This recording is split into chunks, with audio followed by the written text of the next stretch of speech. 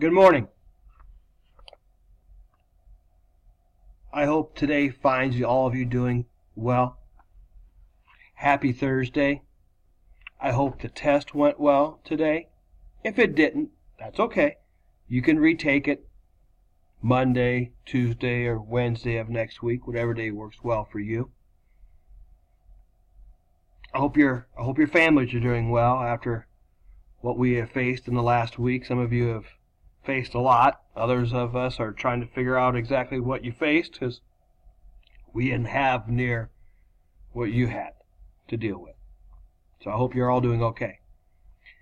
This week and next week, we'd like to spend a week and a half with you looking at state and local government here in Nebraska. So let's go ahead and introduce what we're going to look at over the next 4 or 5 class periods. Most of you probably already understand this, but for some of you, this is something you don't know and you all should know. Our U.S. Constitution outlines the structure of our national government. It outlines the relationship between the national government and the 50 states. But the U.S. government the U.S. Constitution has nothing at all about state government, except that every state must have a Republican form of government. In other words, a democracy. So every state has its own constitution. Nebraska has a constitution. And this constitution outlines the structure and organization of our state's government. In our state, ladies and gentlemen, even though many of you want to leave this state and find a more exciting state to live in, you might not realize this, but you and I live in a pretty unique state, especially when it comes to government. So let's just look at a few things today. I'm sorry if I insult your intelligence. That's the last thing I want to do. We all know what the purpose of Congress is. The purpose of Congress is to make national laws. Well, every state has a state legislature. Yep, you've guessed it. The purpose of every state's legislature is to make state laws.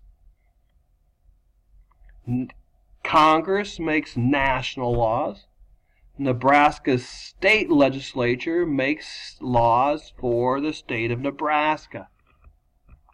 The picture here that I'm uncovering is a picture of our state's legislative body. Our state capital, as you well know, is in Lincoln, Nebraska. This is a capital of this is a picture of our legislative assembly at the state capitol. Which takes us to our next question. What makes our state legislature unique among the 50 state legislatures? Kind of gave you a hint in this picture.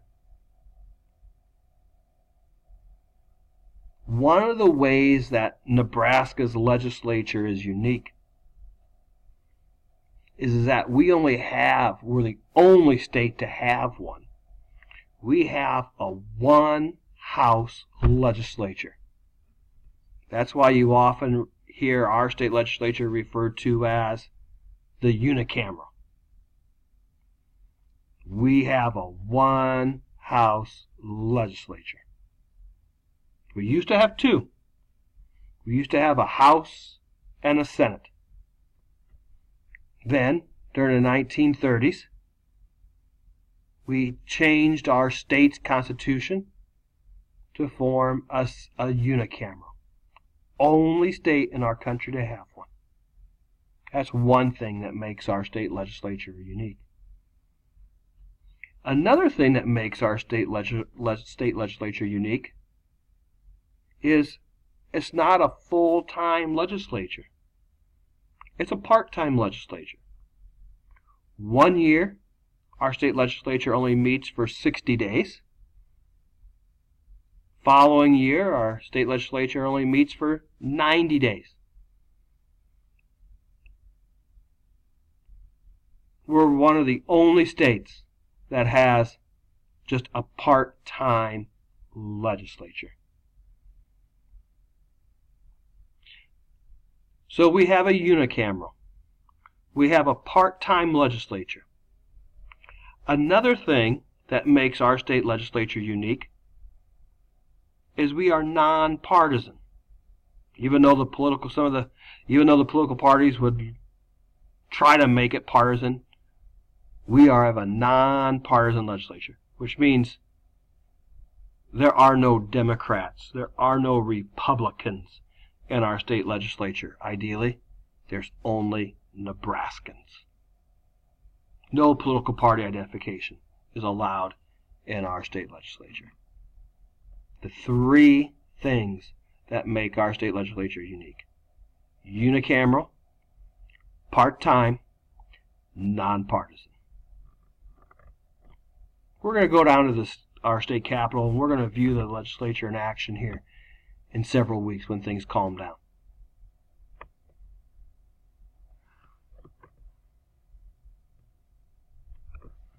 One of the concerns of having a one-house legislature is the time it would take for a bill to become a law. So Mr. Norris, the person that developed the concept of the unicameral, came up with a rather unique system how a bill becomes a law in Nebraska. Step one, the state senator has to submit a bill. Just like at the national level, our unicameral has committees. So a bill is assigned to a committee. In that committee, they hold public hearings. They amend, they add things, they take things out. And if the committee votes to advance the bill, it advances to the whole floor of the Nebraska legislature, where again it's amended and debated and voted on. That's known as general file. Debating, amending, and voting. If it passes the general file, the first round of voting, it must sit for several days, and then the senators bring it up again in what we call select file. It's phase 2. In select file, the senators again debate, amend, and vote. If it receives approval in the second round, again, it must sit for several days and go to the third phase, what we call final reading, where it is debated and voted upon. No more amendments.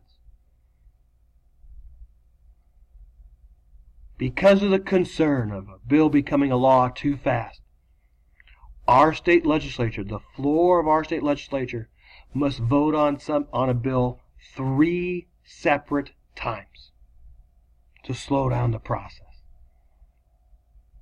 If it's approved after final reading, then just like at the national level, the bill is presented to the governor, where the governor can sign it or veto it. If the governor decides to veto, just like at the national level, the legislature can override the veto.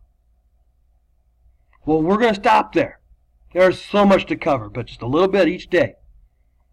So for now, I'd like you to watch the PBS NewsHour, the news summary, and you and I will get together again on Friday. Have a good day.